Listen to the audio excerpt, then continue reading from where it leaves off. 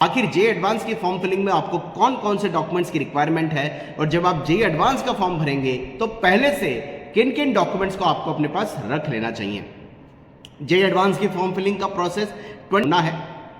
Last year भी जे advance के लिए 9 to 10 डेज का ही टाइम मिला था और इस बार भी 9 to 10 डेज का टाइम मिला है। जे एडवांस के फॉर्म भरने के लिए आपको जेईई मेन के एप्लीकेशन नंबर और जेईई मेन में जो आपने पासवर्ड बनाया था उसी पासवर्ड से और एप्लीकेशन नंबर से लॉगिन करना है। लॉगिन करने के बाद में जे एडवांस के फॉर्म में बहुत ज़्यादा एक्स्ट्रा नहीं भरना होता, क्योंकि नाम, फादर नेम, कैटेगरी और फोटोग्राफ सिग्नेचर जो बेसिक डिटेल है यह आपकी जेईई मेन के फॉर्म से ही हूबहू उठ के आती है, यानी रिलेट होती है। आपको केवल एग्जामिनेशन के सेंटर भरने होते हैं कि आपको कहां पर एग्जाम के सेंटर भरने हैं। वो सेंटर का भी रिलेशन जो है या को रिलेशन जो है ये जेईई मेन के फॉर्म में भरे हुए सेंटर से नहीं होता।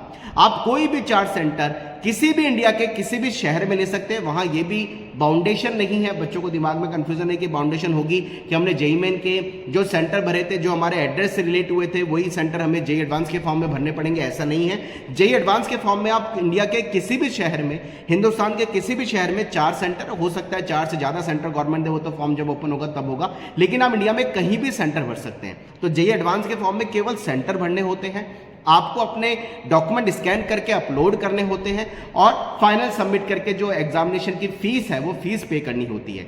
अगर हम डॉक्यूमेंट की बात करें तो डॉक्यूमेंट में आपको 10th की मार्कशीट, 10th की मार्कशीट की ओरिजिनल उसकी फोटो आपको लगानी है, या 10th की मार्कशीट की ओरिजिनल की फोटोकॉपी आपको लगानी है। 12th अगर आप क्वालिफाइड हैं, यानी 2023 तक आपका रिजल्ट है, 2023 तक आप 12th पास कर चुके हैं, तो 12th की ओरिजिनल मार्कशीट की फोटोकॉपी लगानी है। 2024 में अगर आपने एग्जाम दिया है तो आपको 12th की मार्कशीट नहीं लगानी होती है। तो नंबर 1 10th की मार्कशीट, नंबर 2 12th की मार्कशीट, दोनों की ओरिजिनल फोटोकॉपी। नंबर 3 आपको अपना कैटेगरी सर्टिफिकेट स्कैन करके लगाना होता है। अगर हम कैटेगरी सर्टिफिकेट की बात करें तो SC ST वाले बच्चे सबसे पहले बात सुने, SC ST वाले बच्चों को जो उनका सर्टिफिकेट परमानेंट सर्टिफिकेट होता है उनको कोई रिन्यू कराना नहीं पड़ता, उनके लिए कोई ऐसा नहीं होता कि सर्टिफिकेट नया बनवाना होगा। SC और ST वाले बच्चों का पुराना सर्टिफिकेट ही वैलिड होता है। पुराना सर्टिफिकेट का फॉर्मेट जरूर वो जेईई एडवांस की वेबसाइट से एक बार मिला लें, और ज्यादा बेहतर रहेगा कि SC ST वाले बच्चे उस सर्टिफिकेट के फॉर्मेट में ही अपना सर्टिफिकेट स्कैन करके अपलोड करें, जो उनका सर्टिफिकेट जेईई एडवांस के डाउनलोड वाले इस ऑप्शन में दे रखा है। डाउनलोड में जाकर के आप SC ST का सर्टिफिकेट भी डाउनलोड कर सकते हैं, उसको डाउनलोड करके फॉर्मेट में देख लीजिए, उसको स्कैन करके लगाना है। हम बात कर लें कि खासकर वो बच्चे जो OBC और EWS कैटेगरी के हैं।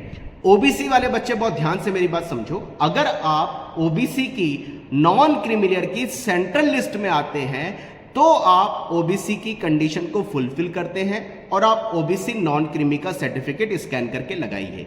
EWS वाले बच्चे, अगर आपके पास 8 लाख से कम पेरेंट्स की इनकम है, नंबर 1 कंडीशन EWS के लिए कि आपके पेरेंट्स की इनकम 8 लाख से बिलो होनी चाहिए और आपके पास 1000 स्क्वायर फीट का रेजिडेंशियल प्लॉट या मकान नहीं होना चाहिए।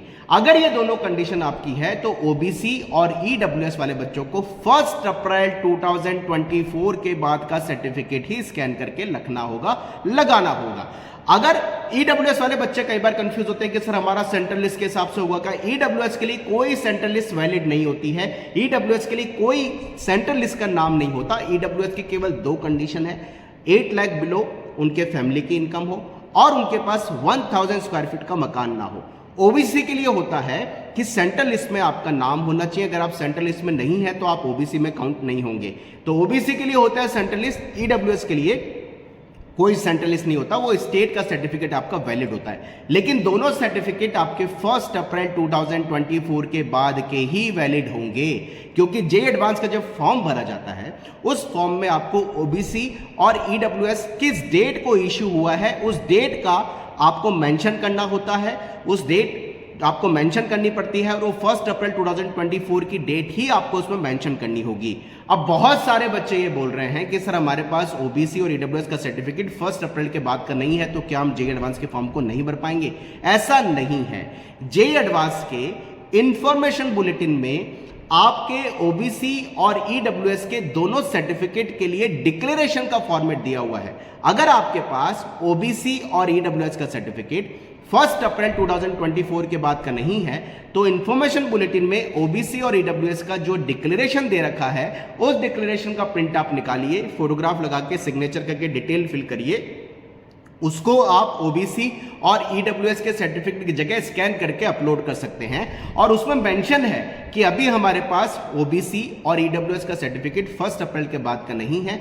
काउंसलिंग के टाइम में, जोसा काउंसलिंग के टाइम में पहले राउंड के सीट एलोकेशन के बाद जब कॉलेज और ब्रांच मिल रही होगी तब वो बच्चे ओबीसी और ईडब्ल्यूएस का सर्टिफिकेट स्कैन करके अपलोड कर सकते हैं। ये जो डिक्लेरेशन का लाइन है, लैंग्वेज है, ये आपको डिक्लेरेशन फॉर्मेट में इंफॉर्मेशन बुलेटिन में मिल जाएगी।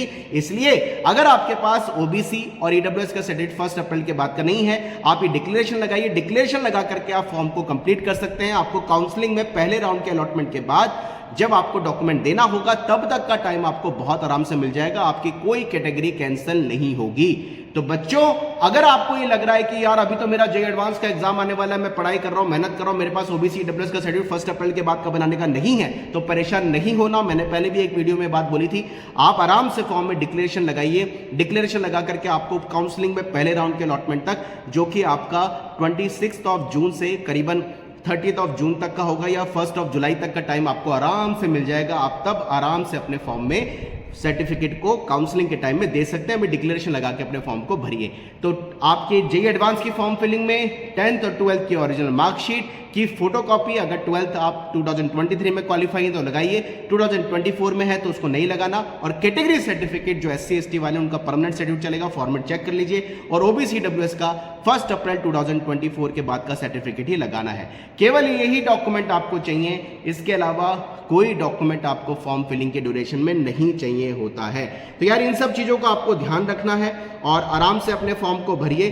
फॉर्म में ये चीज़ें आपको ध्यान रखनी जो मैंने अभी बताई, मैंने पूरे फॉर्म के इन्फॉर्मेशन बुलेटिन को बहुत आराम से पढ़ लिया है। इसके अलावा कोई फॉर्म में हमें डॉक्यूमेंट की रिक्वायरमेंट नहीं है, क्योंकि पूरा फॉर्म हमारा जेईई मेन के फॉर्म से ही रिलेट होकर आता है। उसमें ज़्यादा कुछ भरने का नहीं होता, केवल सेंटर भरने होते हैं, डॉक्यूमेंट स्कैन करके अपलोड करने होते हैं और फीस का पेमेंट करना होता है। इसलिए गवर्नमेंट केवल 10 डेज का टाइम देती है, जबकि जेईई मेन में पूरा 1 महीने का टाइम फॉर्म फिलिंग में मिला था, क्योंकि जेईई एडवांस के फॉर्म फिलिंग में ज़्यादा कुछ भरने का और फॉर्म टिपिकल नहीं होता है। तो गाइस जुड़े रहे हमारे साथ, करियर के सारे अपडेट्स आपको यहाँ मिलते रहेंगे। आने वाले टाइम में बहुत सारे वीडियो ऐसे आने वाले जिसमें जेईई एडवांस फोकस होकर के भी आपको पता चलेगा कि इंडिया में जिन भी IITs में आपको जो जो ब्रांचेस चाहिए उसके लिए आखिर आपको कितने मार्क्स और कितनी परसेंटेज का टारगेट प्लान करके चलना होगा। Wish you all the best, efforts लगाते रहिए। चैनल पे नए हो तो भाई सब्सक्राइब जरूर कर लेना। जय Hanuman, bye bye, thank you very much.